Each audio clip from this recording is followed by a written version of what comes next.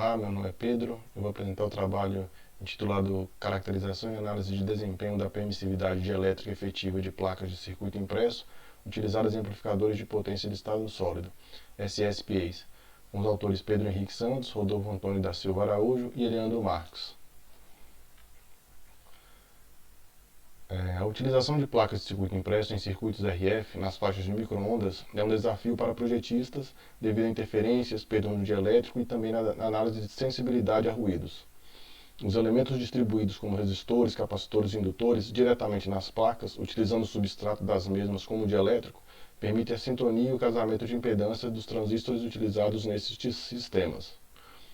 Linhas microstrips são comumente utilizadas para a construção de estruturas utilizadas em amplificadores de potência de estado sólido, presentes em radares do tipo SAR. A caracterização elétrica se faz necessária para a avaliação dos padrões do dielétrico utilizado, pois desvios comprometem ou invalidam os projetos. Este trabalho demonstra a caracterização da permissividade efetiva de uma placa de circuito impresso utilizada em SSPAs, de sistemas radares embarcados em satélites. Foram realizadas simulações, construção e testes elétricos necessários para avaliar os parâmetros da placa utilizada. Os resultados obtidos foram comparados com trabalhos anteriores e demonstraram a eficácia do método utilizado.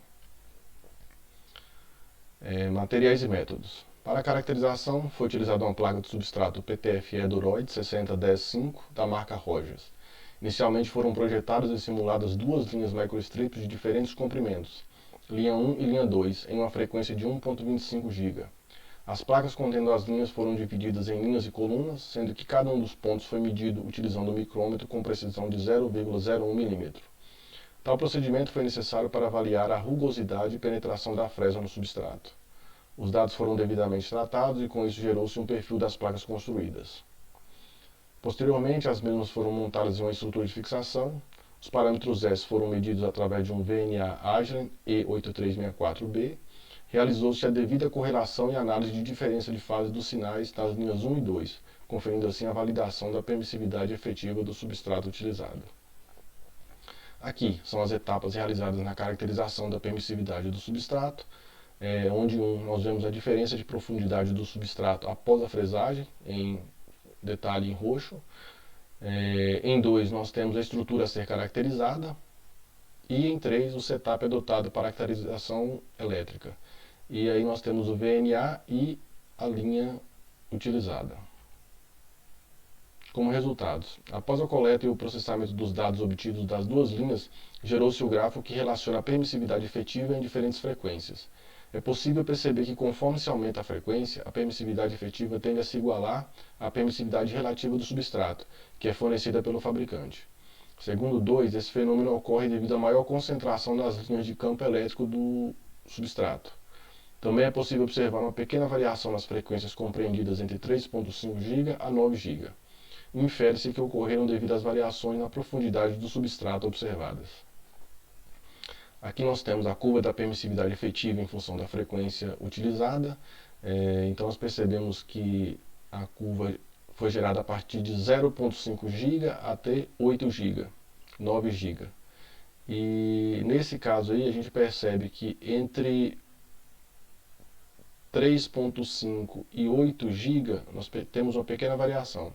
E isso aí pode ter ocorrido devido à penetração da profundidade no substrato.